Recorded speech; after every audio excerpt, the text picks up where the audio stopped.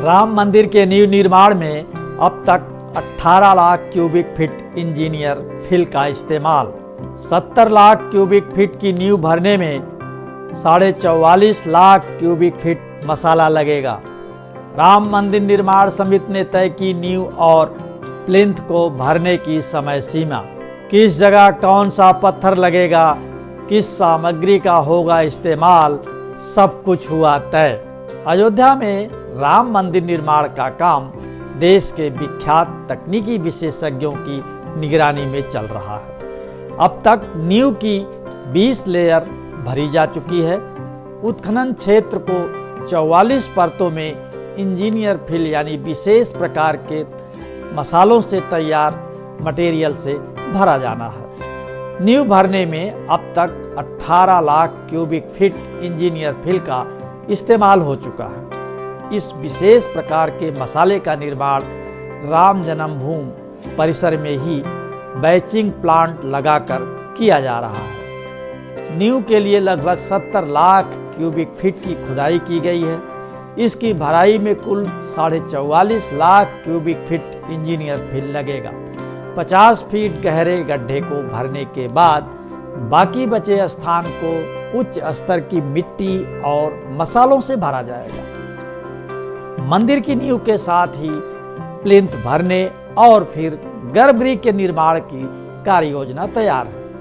कहाँ कौन सा पत्थर लगेगा, कब कौन सा काम शुरू होगा, ये सब जानने के लिए देखते रहें राम मंदिर का निर्माण।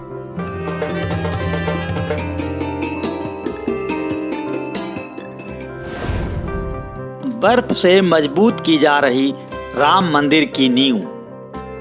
इंजीनियर फिल की प्रत्येक परत 250 मिलीमीटर मोटाई की होती है, जिसे वांछित घनत्व की प्राप्ति के लिए नियंत्रित संघनन के तहत रखा जाता है। नींव की सतह को मजबूती प्रदान करने के लिए बर्फ का प्रयोग किया जा रहा है।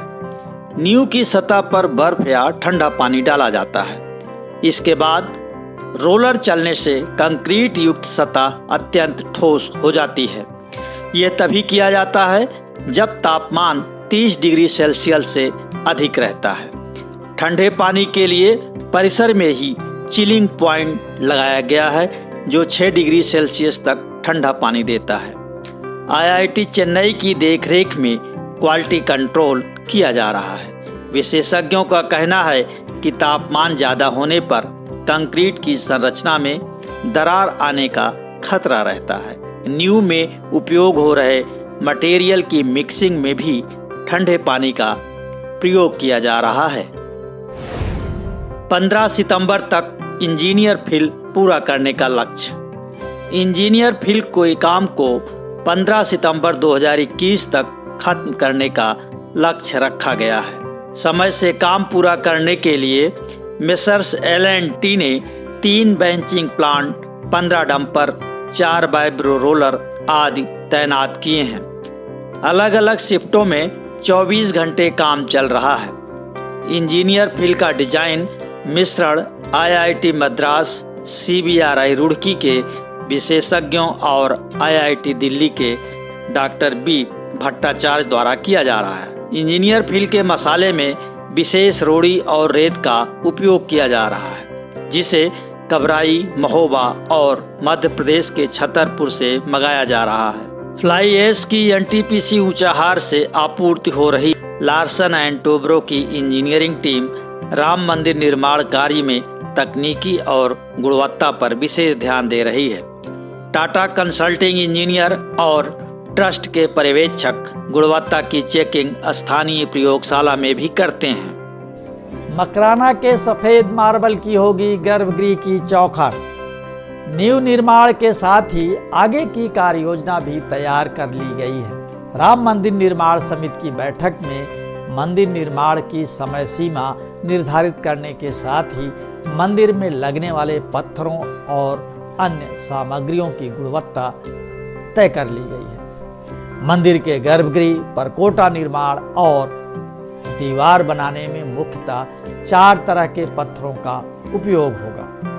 मंदिर के गर्भगृह की वो चौखट जहां लाखों भक्त रोज माथा टेकेंगे वहां मकराना का उच्च कोट का सफेद मार्बल लगाया जाएगा। राम मंदिर ट्रस्ट के महासचिव चंपत राय कहते हैं, भगवान श्री राम लला के गर्भगृह की दीवार और खिड़कियां राजस्थान के बंसी पहाड़पुर के पत्थरों से बनाई जाएंगी। इसी तरह मंदिर में लगने वाले स्तंभ, खंभों और अन्य सामग्रियों की गुणवत्ता और इसकी खरीद कहां से होगी, इसे कौन बनाएगा, ये सब कुछ समिति ने तय कर दिया है ताकि निर्माण कार्य अबाध गति से चलता रहे।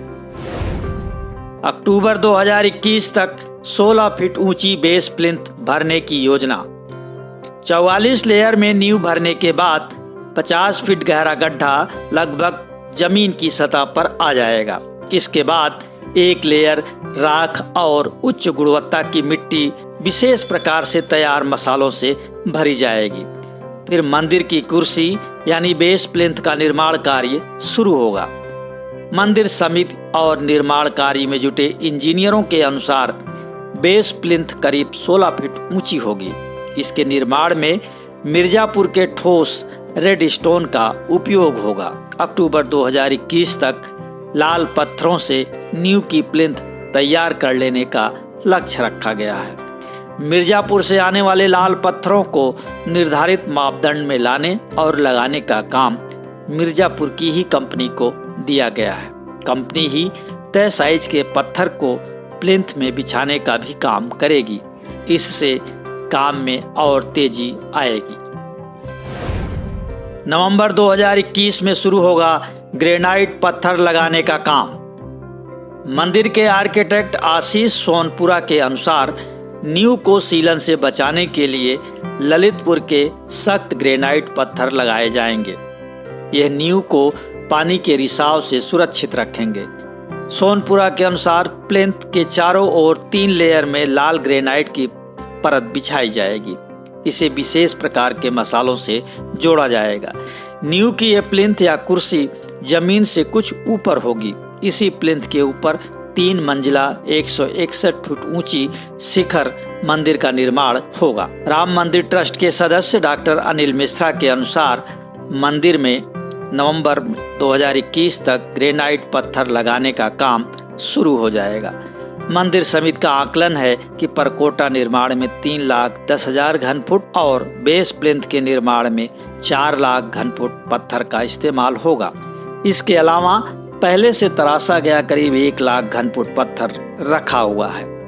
इसका भी इस्तेमाल मंदिर निर्माण में होगा। दिसंबर 2023 में मंदिर के गर्भगृह में रामलला के होंगे दर्शन।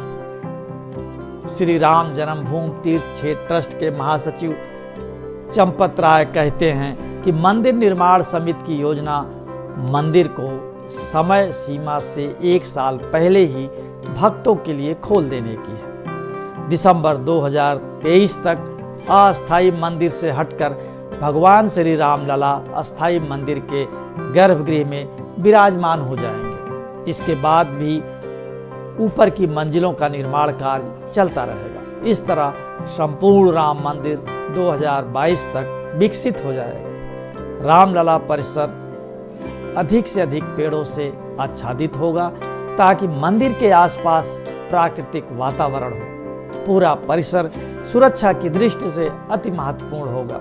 इन सभी की तैयारियां अभी से शुरू कर दी गई हैं। मंदिर निर्माण की पल पल की जानकारी के लिए जुड़े रहें राम मंदिर का निर्माण के इस विशेष शो से। आपको ये शो पसंद आया तो लाइक करें, शेयर करें और हाँ, कमेंट बॉक्स में अपनी राय लिखना न भूलें।